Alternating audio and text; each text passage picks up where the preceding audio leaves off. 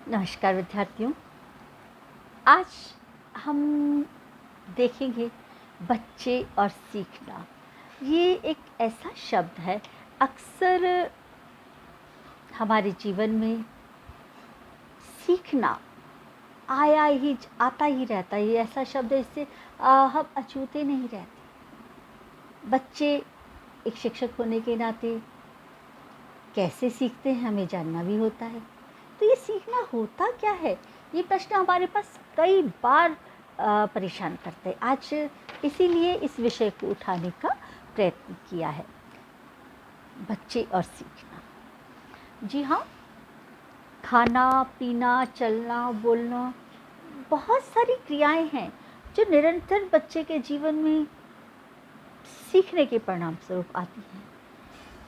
जब बच्चा विद्यालय में आता है, हम कहते हैं बहुत कुछ सीख कर आता है और बहुत कुछ सीखने के लिए आता है। ये सीखना होता क्या है?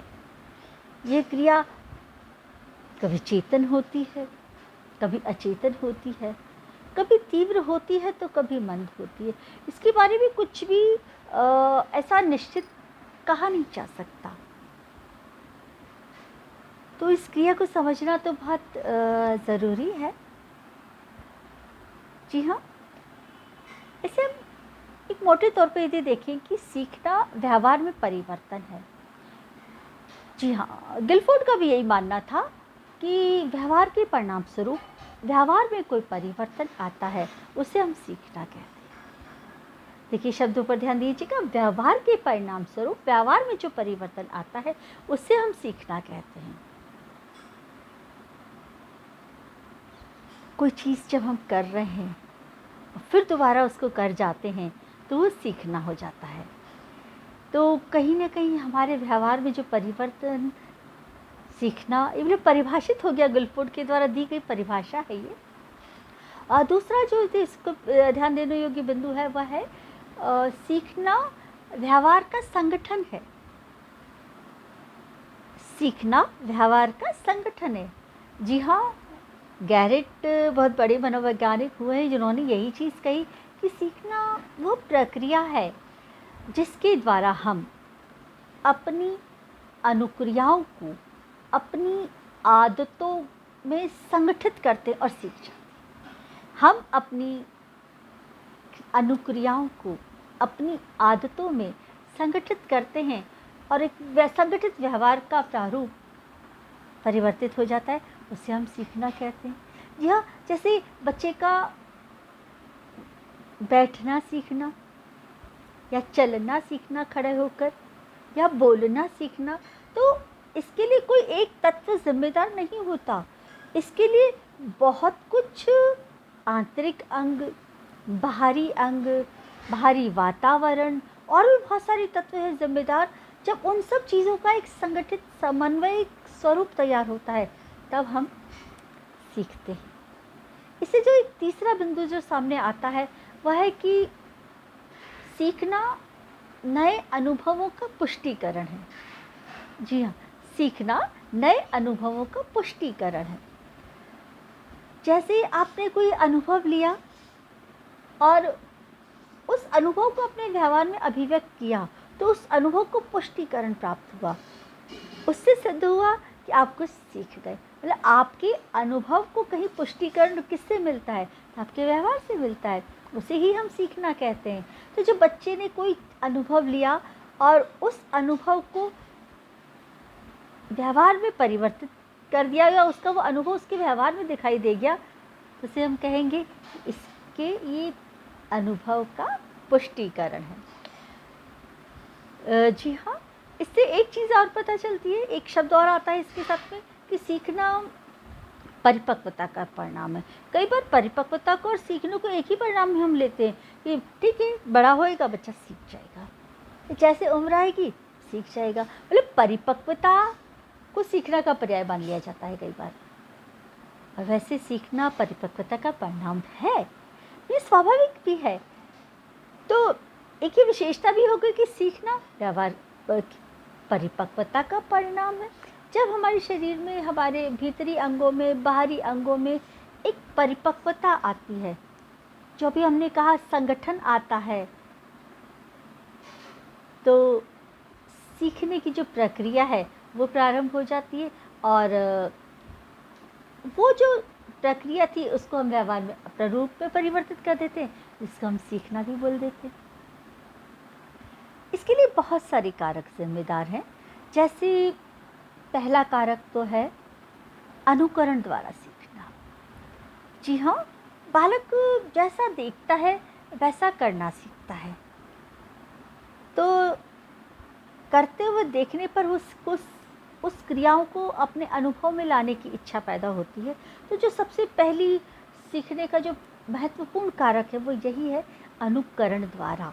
यदि बच्चे को अनुकरण का अवसर नहीं मिलता तो वो परिपक्वता के बाद भी सीखने से पिछड़ जाता है। इसको जैसे वो जो मोगली का उदाहरण नहीं है, आप लोगों ने कहानी सुनी होगी कि जंगल में एक मानव का बच्चा छूट जाता है और वहीं जंगली जानवरों के बीच में वो पलकर और बड़ा होता है। तो जैसे जैसे उसके शारीरिक अंगों में परिपक्वता आती है, उसमें संतुलन और साम्य आता है। वो देखता है कि अन्य जो प्राणी हैं उसके चारों तरफ वो दोनों हाथों और दोनों पैरों के संतुलन के आधार पर चलना सीखते हैं, चलते हैं, आगे बढ़ते हैं। तो वो भी उसी तरह की क्रिया के द्वारा चलना सीख जाता है और चलने लगता है। वही बालक जब मानव समाज में रहता है तो उसे वो अनुकरण करने का अवसर नहीं मिलता कि कोई उसके जो चारों तरफ के प्राणी हैं वो हाथों और पैरों का साथ लेकर नहीं चल रहे। तो धीरे धीरे वो सीख जाता है कि मुझे अपने दो पैरों पर खड़े होकर चलना है। तो ये अनुकरण का परिणाम है। यदि बच्चों के घरों में कोई प्राणी है, जैसे कई घरों में कुत्ते पालने का शौक़ होता है, यदि कुत्ते हैं तो अक्सर करके वहाँ बच्चे घुटनों पे चलना बहुत जल्दी सीखते हैं और उनको चलने में मज़ा आता है, वो चीज़ सीखते हैं। और सीधे खड़े होकर चलने में थोड़ा सा समय ले लेते हैं। तो कहीं ना कहीं कारण ये कि वो उनको अनुकरण का किसका अवसर मिला। ये सीखने का एक प्रमुख कारक है। और ये सीख उसी में किसी भी चीज़ में हो सकता है, पढ़ने में, लिखने में, समझने में, खाने में, बोलने में, किसी भी चीज़ में आप ले सकते हैं।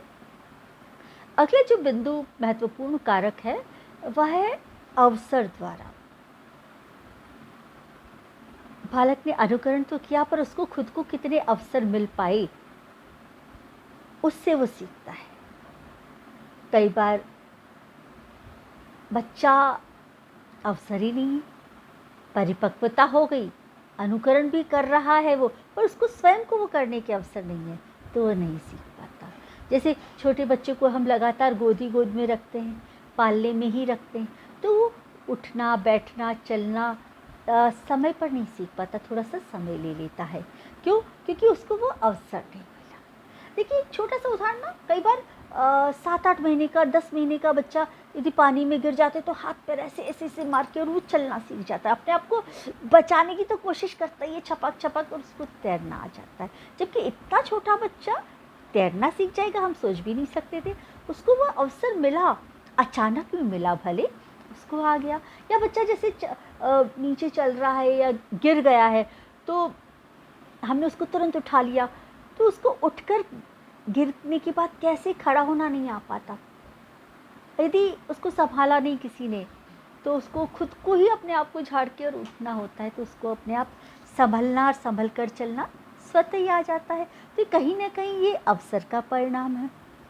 हम कक्षा में भी यदि कुछ पढ़ाने बैठते हैं और हम बच्चों को अवसर जितने ज़्यादा देते हैं सीखने के, उतना ज़्यादा हमारा बच्चा सीख पाता है।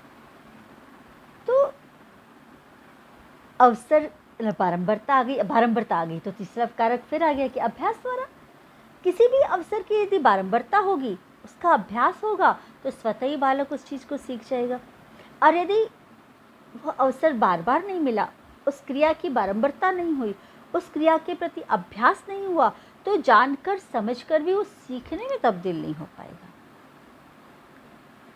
तो यहाँ हमने महसूस किया कि बारंबारता, अभ्यास सीखने का एक महत्वपूर्ण कारक है। और इसी से जुड़ा हुआ तीसरा जो चौथा कारक है वो है प्रयत्न और भूल द्वारा सीखना। कई चीज़ बच्चा जब प्रयत्न करता है या उससे कोई छोटी मोटी भूल होती है तो अगली बार उसको इच्छा होती है कि हाँ, ये चीज़ करने से ये चीज़ तक मैं नहीं पहुंच पाया, तो मुझे ये प्रयास करना है। तो बच्चा स्वयं प्रयत्न और भूल से सीखता है। जी हाँ, ये बहुत महत्वपूर्ण कारक है। ये आम आदमी बड़ा होने पर भी अपने प्रयत्न और भूल द्वारा सीखता ही रहता है अपने जीवन में। आपने भी इस चीज़ को अपने जीवन में महसूस किया होगा कि आपने कई बार कुछ प्रयत्न किए होंगे, आपसे कुछ भूल भी हुई होगी, और उन परिणाम स्वरूप यदि भूल के बाद भी अपने प्रयत्न निरंतर जारी रहे तो आप सीख गए। थोड़ा सा प्रारंभिक काल में ये वैसे नकारात्मक प्रभाव भी पड़ता है कि मान लीजिए आपने प्रयास किया, आपसे भूल हुई और आप नहीं सीख पाए, तो उस सीखने का अनुभव आपको नहीं मिला, उस भूल से आपने प्रेरणा नहीं ली सीखने के लिए, तो आप रुक भी जाते हैं। इसलिए निरंतर यदि आप प्रयत्न करते हैं तो वो जो भूल है, वो आपकी जो त्रुटियां हैं, वो आपको सीखने को मदद करती हैं, एक महत्वपूर्ण भूमिका अदा करती हैं। ये तो तभी संभव है ना जब आप प्रयास करेंगे। जब आप प्रयास ही नहीं करेंगी तो आपसे भूल ही नहीं होगी। जब भूल नहीं होगी तो उस भूल को निवारण का प्रयत्न कैसे सीखेंगे। तो ये बच्चे के जीवन से ही शुरू हो जाता है और ताउम्र चलता है। हम बहुत सारी चीज़ें प्रयत्न और भूल के द्वारा सीखते हैं।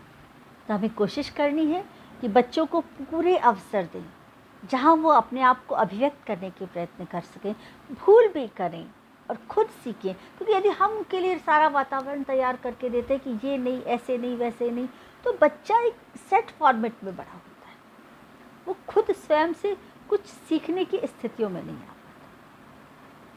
तो आज हमने जाना सीखने के लिए क्या क्या कारक जिम्मेदार हैं, सीखना है क्या, आप समझ गए होंगे। यह आपको बहुत मददगार रहेगा आपके शिक्षक जीवन में भी, प्रतियोगिता परीक्षाओं में भी। धन्यवाद, आज इतना ही। फिर कभी नए विषय पर फिर मिलेंगे। धन्यवाद, नमस्कार।